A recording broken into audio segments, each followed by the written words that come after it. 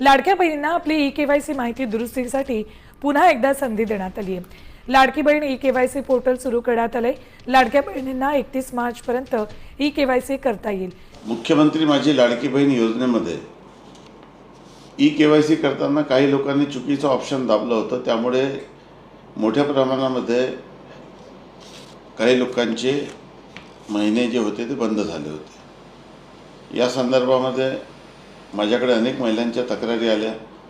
मी राज्याचे महिला बालकल्याण विभागाचे जे सचिव आहेत त्यांच्याशी माझी चर्चा झाली आणि ही जी ई-केवायसी आहे, ज्यांचे चुकून ई-केवायसी केल्यामुळे आणि नोकरीमध्ये आहे किंवा पेन्शन घेत अशा पद्धतीचा ऑप्शन त्यांनी अनावधानाने दाबून टाकला होता, त्या सर्व महिलांना पुन्हा संधी मिळावी म्हणून आता 31 मार्चपर्यंत हे जी.आर. आपल्याला मी फेसबुकवर किंवा इंस्टावर पोस्ट करत आहे।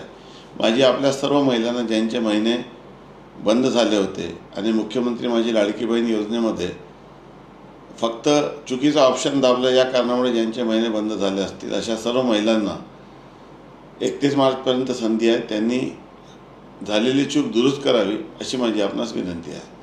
धन्यवाद। जय हिंद, जय महाराष्ट्र।